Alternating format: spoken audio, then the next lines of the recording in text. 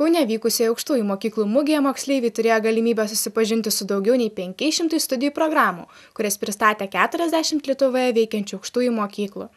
Renginio organizatorių duomenimis mugėje sulaukta apie 10 000 lankytojų.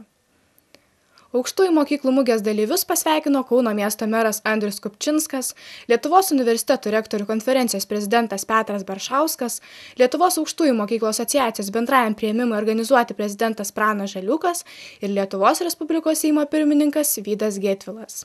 Seimo pirmininkas džiaugiasi tradicija kasmet susitikti Kaune, kur būsimi studentai po vienu stogu gali rasti populiariausias ir geriausias Lietuvos aukštąsias mokyklas. Kaune vykusioje aukštųjų mokyklų mugėje moksleiviai turėjo galimybę susipažinti su daugiau nei 500 studijų programų, kurias pristatė 40 Lietuvoje veikiančių aukštųjų mokyklų. Renginio organizatorių duomenimis mugėje sulaukta apie 10 000 lankytojų. Klaipėdos universitetas yra išskirtinis tom, kad yra vakarinėje Lietuvos dalyje ant Baltijos jūros kranto vieninteliam Lietuvos uostamiestyje.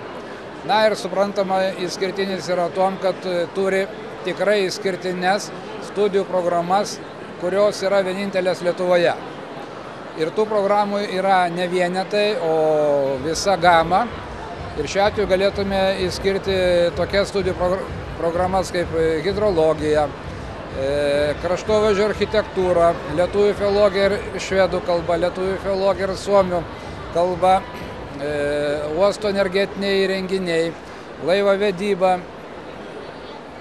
jūrų uostų inžinerija ir panašios studijų programos. Taip kad manome, kad stojantiesiems iš tikrųjų galime pasiūlyti gražias, įdomias studijų programas. Kitąmet organizatoriai žada nenuvilti moksleivių ir surengti 12 aukštųjų mokyklų mugę.